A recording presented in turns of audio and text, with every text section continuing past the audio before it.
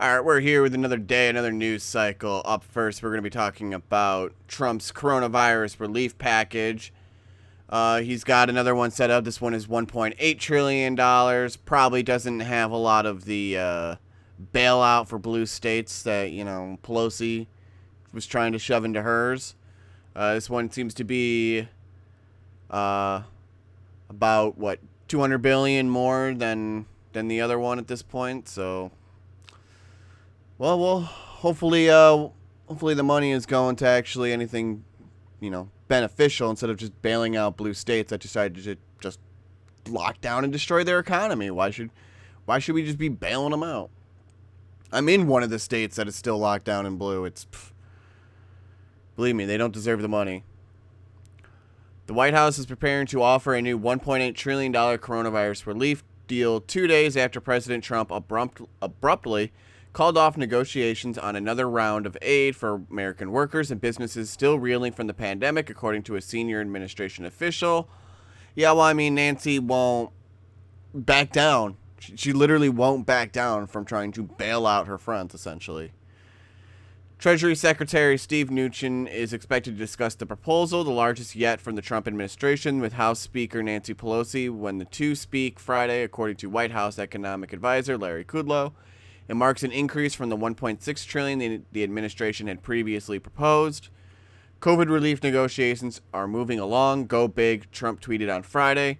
It's unclear what specific provisions will be included in the drafted legislation, but the earlier plan included a fresh round of $1,200 stimulus checks, expanded unemployment benefits at $400 per week, and additional funding for state and local government. For months, Congress had struggled to reach an agreement on additional stimulus. Negotiations first collapsed in early August, prompting Trump to sign four executive measures intended to provide relief to families still reeling from the virus-induced crisis, including temporary extended supplemental jobs aid at $300 a week.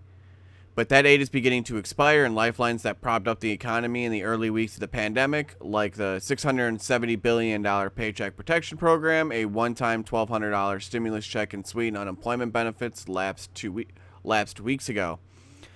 Well, we were only supposed to be in lockdown for 15 days, remember? Just to kind of curve the spread of the virus, Ooh, if those 15 days then turned into 2 months. And now it's almost going to start looking like they want it for 2 years. 2 years. Swine flu more people contracted swine flu than coronavirus. We didn't lock down in 2009, did we? No, we didn't. It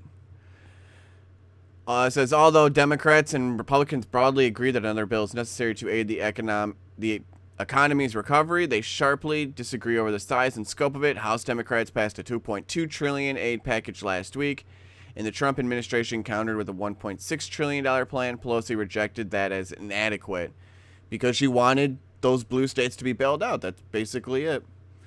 This talks appeared to hit a dead end on Tuesday when President Trump tweeted that he had instructed Republicans to halt negotiations until after the election, jolting Wall Street and sending stocks tumbling, but he swiftly reversed course, initially calling for piecemeal legislation, then renewing a push for a broader deal.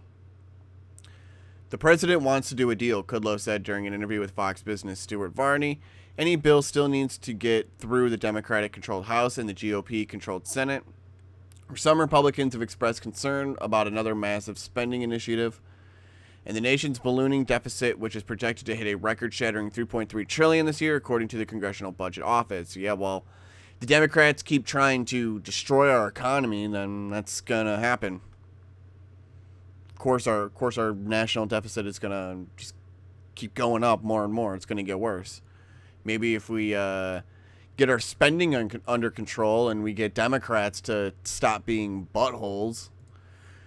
So we got this story here. Pelosi takes tens of thousands of airline workers hostage to demand blue state bailout. In an abrupt about-face, House Speaker Nancy Pelosi said Thursday that Democrats would not support a standalone bill to fund airline relief unless the Trump administration buckled to her demands for a comprehensive relief package designed by Democrats and containing spending equal to nearly half the pre-pandemic federal budget. Airlines have said without further relief funding that they will have to furlough thousands of workers because of a lack of passenger volume. There's not going to be any standalone bill unless there is a bigger bill, and it can be part of that, or it can be in addition to it, Pelosi said at a press conference.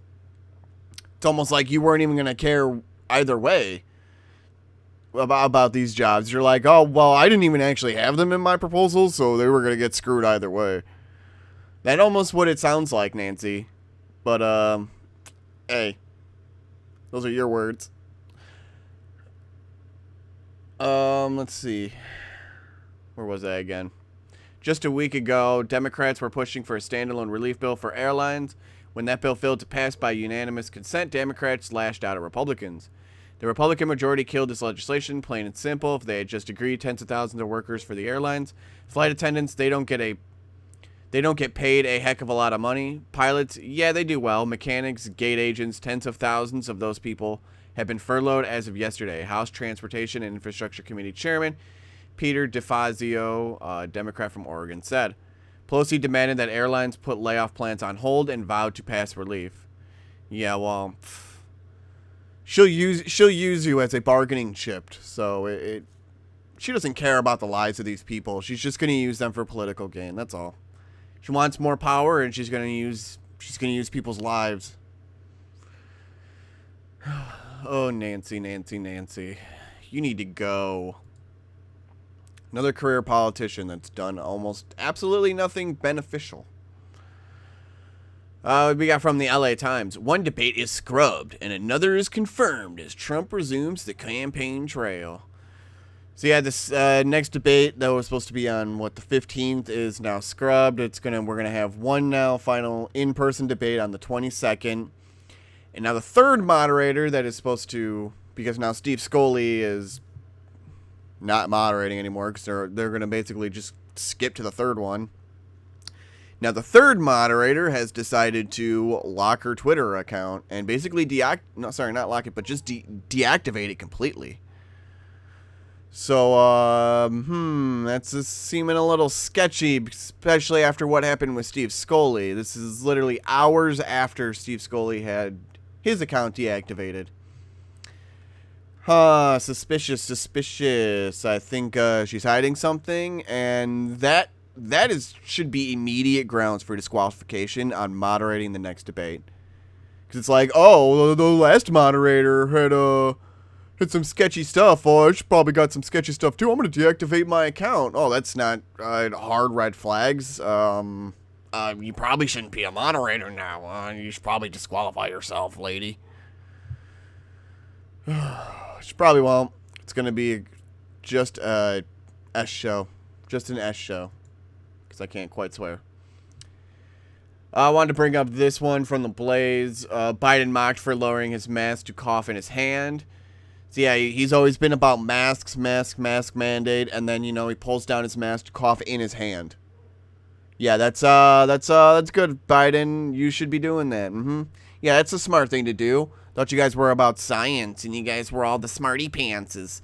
Why are you pulling your face mask down and coughing? So yeah, the video has like 1.7 million views, and boy, Biden only wishes that he could get that during his rallies and his town halls. I guess his last town hall only had like 8 people, and they were probably just employees. So, and they were also in circles, like some weird, crazy, dystopian future. Ugh. Is that what it's going to be like under Biden? Because I don't want to be a part of that. This Biden, who has repeatedly pushed for a national mask mandate to stop the spread of COVID-19, was chastised by critics who accused him of hypocrisy. Second graders know how to cough into their elbow, one person tweeted in reaction. Someone else wrote, wait, either he and his disciples believe in science or they don't. The advice for coughs has been without equivocation: cough into a tissue and discard, or cough into your elbow. How is this acceptable, or is this more rules for thee but not for me from the ruling class? Just people just making fun of Biden because bit of a hypocrite. And then we got from the Daily Caller, he's still trying to dodge the question on Supreme Court packing. So the reporter says, sir, don't the voters deserve to know your position on court packing? He's like, we're weeks away from an election. This is one of the most wanted questions to be answered. still decides not to answer. He says, no, they don't deserve to know. We don't deserve to know what your policies are, what your position is on stuff, if you're going to be our president? Biden. What? I think the more and more people that keep asking him this, the more and more, ooh, had a bit of a hiccup and a burp. Oh. So, the more and more questions that keep getting asked on this subject, like to Biden, he keeps getting nastier and nastier, because this was like a very, very snarky and like snappy comment. He's like, no, they don't deserve to know. Screw the people. I don't need to tell them anything, guys. I am Joe Biden. I need to go take a nap. It's 11:30. It's nap time. No, I don't have time for this. He does kind of sound like a little bit of a teenager. That's pretty much what I got today on election stuff and trying to figure out coronavirus relief funds. But hopefully they figure something out, I guess. I mean, a lot of people really need this relief, because you Democrats have been keeping your states in lockdown the entire time and making sure all these businesses are just getting destroyed. Lost thousands of businesses already. And now Nancy's using, and as he said, Nancy's using the lives of thousands more for her own political gain, for her own power grab. She keeps trying to make these grabs of power lately. Looking very suspicious. Very, very suspicious lady. And I'll leave it there. I'll have 2 more videos coming up. You guys have a good one.